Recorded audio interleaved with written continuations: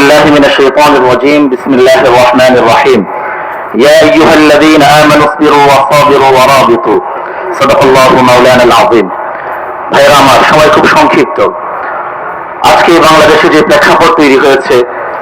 আমরা সবাই অধীর অপেক্ষায় অপেক্ষমান আমাদের এই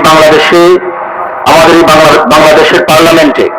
আমাদের বাংলাদেশের সর্বোচ্চ কালিমার পতাকা উড়বে ইনশাআল্লাহ সেজন্য আমরা সবাই অপেক্ষা করছি এই ব্যাপারে ফুকাহায়ে কেরাম কিভাবে একটা রাষ্ট্রকে ইসলামী রাষ্ট্র হিসেবে বিনির্মাণ করা যেতে পারে লম্বা আলোচনা করেছেন আমি শুধু তাদের আলোচনা সংক্ষিপ্ত কিছু আলোচনা আমি আপনাদের সামনে করতে চাই ফুকাহায়ে কেরাম লিখেছেন একটা ইসলামী রাষ্ট্র বিনির্মাণের জন্য চারটা জিনিস জরুরি এক নম্বরে হচ্ছে আমাকে আপনাকে হুসুল আরদ জমিন আগে অর্জন করতে হবে রাষ্ট্র অর্জন করতে হবে আলহামদুলিল্লাহ 47 সালে আমরা যখন পশ্চিম পাকিস্তান এবং পূর্ব পাকিস্তান একসাথে একযোগে হিন্দুস্তান থেকে আলাদা হয়েছিলাম ওই সময় আমাদের হুসুল আরদ তথা জমিন অর্জন হয়ে গিয়েছে ঠিক না ঠিক কারণ আমাদের এই অঞ্চল আমাদের এই ভূমি তখন আমরা কালিমার ভিত্তিতে অর্জন করেছিলাম হিন্দুস্তান থেকে আলাদা হওয়ার পেছনে অন্য কোনো বিষয় ছিল না অন্য কোনো মন্ত্রতন্ত্র ছিল না তখন আমরা চেয়েছি আমাদের পূর্বপুরুষরা চেয়েছেন কালিমার ভিত্তিতে ইসলামের ভিত্তিতে মুসলমানদের কোরআনের শাসনের ভিত্তিতে আমাদের আলাদা একটা ভৌগোলিক জায়গা প্রয়োজন আমাদের আলাদা রাষ্ট্র কাঠামো প্রয়োজন সেই কারণে 1947 সালে আমরা ভারত হিন্দুস্তান থেকে আলাদা হয়ে আলাদা মুসলিম রাষ্ট্র প্রতিষ্ঠা করেছিলাম 1947-এর পরে 71 সালে আবারও বাংলাদেশ আবার পশ্চিম এবং পূর্ব পাকিস্তানের মধ্যে একটা ভাগ হয়ে গেল যদি আমি আপনাদের ইতিহাসের দিকে নিয়ে যাই ইতিহাসের কোথাও এমন কোনো কথা পাওয়া যায় না যেখানে 71-এ বাংলাদেশ স্বাধীনতার পেছনে ধর্মীয় কোনো ইস্যু ছিল কিংবা সেখানে কোনো মন্ত্রতন্ত্র ইস্যু ছিল একমাত্র সেখানে সমস্যা অসুবিধা ছিল আমরা মজলুম ছিলাম তারা জালিম ছিল জুলুমের ভিত্তিতে বাংলাদেশ 71 সালে স্বাধীনতা অর্জন করেছে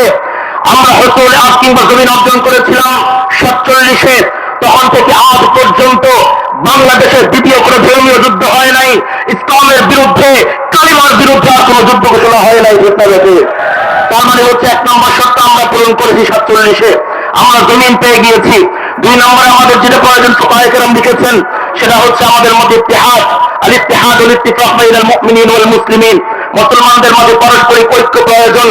আজকে ইতিহাসের এই সন্ধিক্ষণে দাঁড়িয়ে উলামায়ে কেরাম পীর সাহেব চরমনাই শায়েখে চরমনাই সহ বাংলাদেশের বৃহত্তর রাজনৈতিক শক্তিগুলো উম্মাহকে আহ্বান করেছে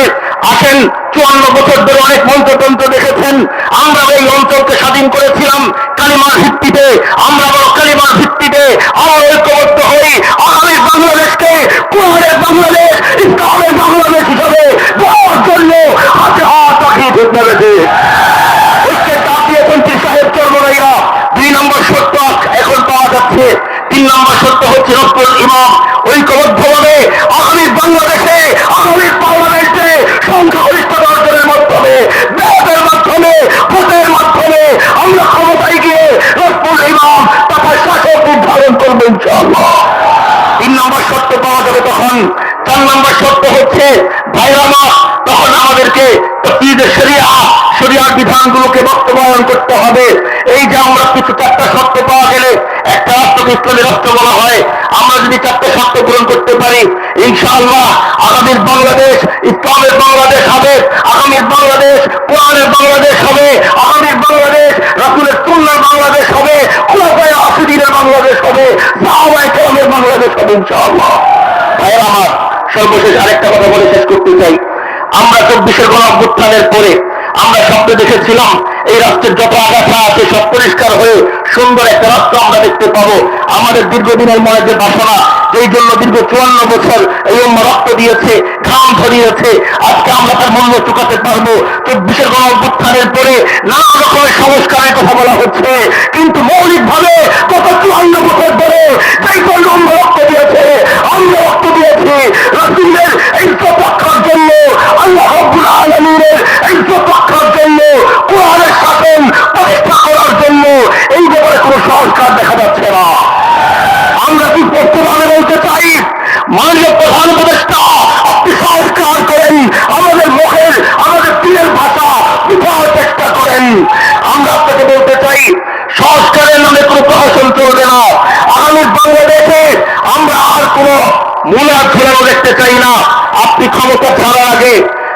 আমাদেরকে নিয়ম করতে হবে, রাসূলের ইজ্জত রক্ষা করার নিয়ম করতে হবে।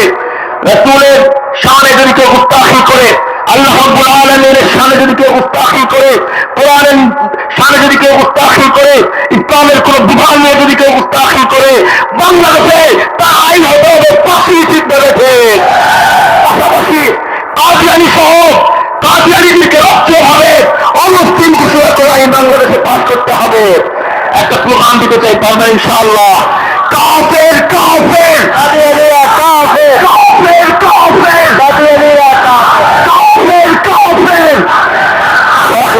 আলহামদুলিল্লাহ।